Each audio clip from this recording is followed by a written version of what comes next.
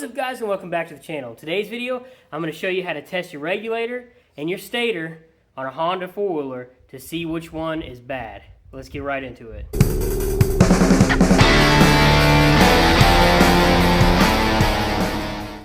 Okay, so I'm having issues with this 4-wheeler while it's running. The battery is not charging. It's staying right around a voltage of 12 to 12.2-ish. And when you turn the headlights on this thing, it gets even lower. It's dropped below 12. So we obviously have a charging issues, and there's a couple issues with it. Or there's a couple things it could be.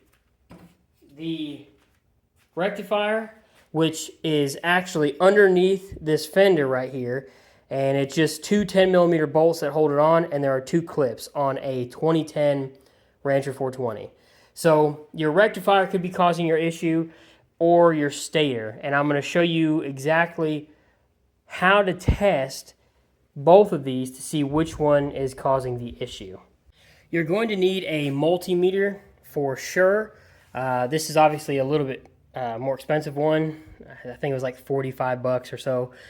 I had a cheap Harbor Freight one and it worked great, but the battery died and I just needed a better one, so I got one of these Klein Tool ones.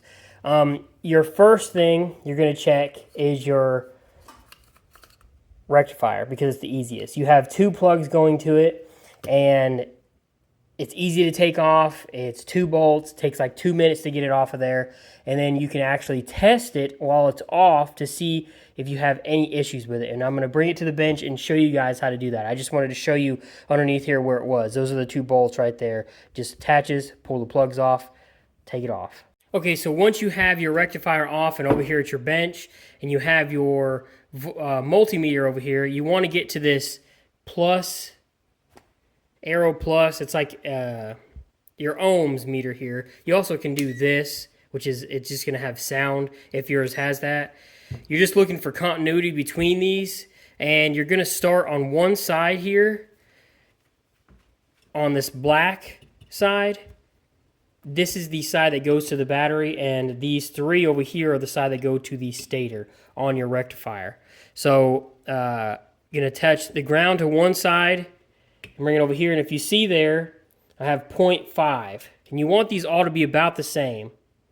0.5, 0.5, and you obviously want them to have continuity between them. So we're going to switch to this next terminal here and check them as well. 0.4, 0.4, 0.4. So I've read online you need to have about 0.5, and I'm wondering if that was the issue with this rectifier. So there's a couple other things we're going to test, and I'm going to bring you back to the 4-wheeler to show you, but so far this might be the issue.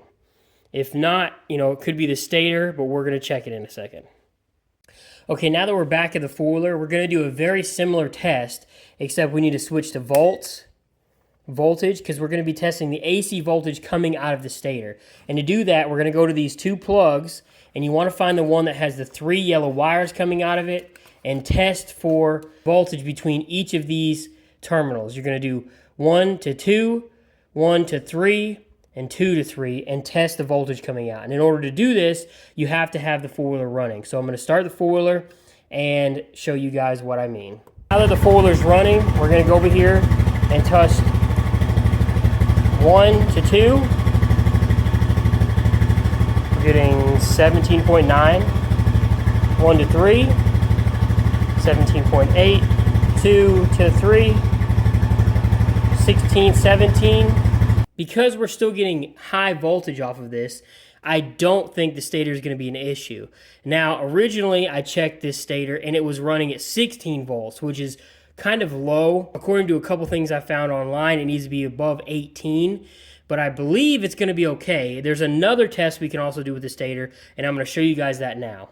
So for this next test, we're going to find the plug coming out of the stator, which is actually right there. Trace that wire up, and there's a plug up here, and it has 5 wires coming into it, and we got to test the continuity of those wires, and I'm going to show you exactly how to do that right now. I'm going to go underneath this fender, and there's a plug, and you just pull up on the clip, and it comes right out, and you can see this is what the wire looks like. We're going to go to the back side of it, and there's the 3 yellow wires, and we're going to test for continuity just like we did before. And between each of those 3 wires, we're going to do 1 to 2, 2 to 3, and 1 to 3. So I have it set on the ohm reading on my multimeter. I'll actually have it on the sound so you can hear. And you're looking anywhere between 0.1 and 1 ohm on this. We have 0.2, 0.2, and 0.3. So that's the first test, and those are all good. As long as they're in between 0.1 and 1 ohm, we'll be okay. Now you have to test between each wire and a ground to make sure there is no continuity. You do not want to hear that thing beeping or see any numbers if you have the probe on one yellow wire to ground, nothing, another, nothing, another, nothing. So that's going to tell me the stator is okay, and we're actually having issues with the rectifier. Okay, so here's the new rectifier I got. Unfortunately, it is not the exact model for this.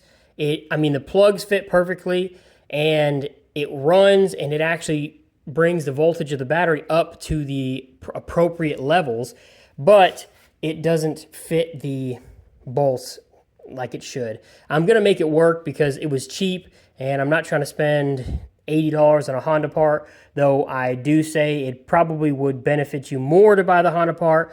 I'm going to try to sell this thing, so I just want to get this thing fixed pretty quick and the cheapest way possible.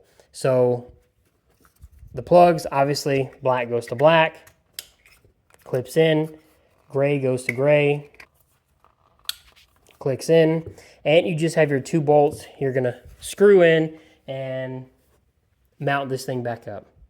Okay, so what I've actually done is put a washer over this bolt, and because this is skinnier than the original, it fits in here decently with a washer and kind of locks it into place. I don't think it's going to move anywhere. I don't think we'll have any issues. So let's move to the top with the multimeter and get it started, and I'll show you what the voltage is on the battery now. Okay, so at the moment we are getting 12.91 voltage from the battery without it started. This is a fully charged battery. This thing, fires this fuller up, good to go. I bought it off of Amazon. It's pretty good battery. I like it has a little actual voltmeter thing here. It's not as accurate as our true multimeter. So let's get it started, and hopefully as soon as we start it, turn the key, you should see the voltage drop some.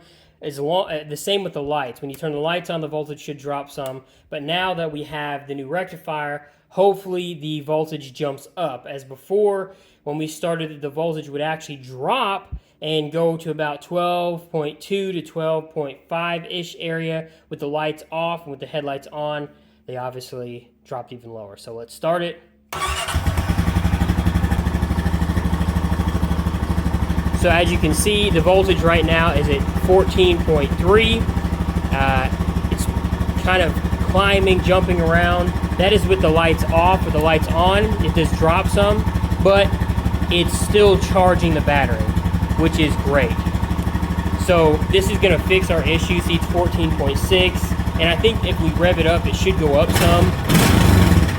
14.8, and then with the lights on, 14.3. So this is obviously going to fix the charging issue that I had, and hopefully you don't have any issues with your stator, because if you do, it's a whole nother thing to have to replace the stator. It's not something I really wanted to do. I was really hoping this rectifier would fix it, which it did. So problem solved. There you go.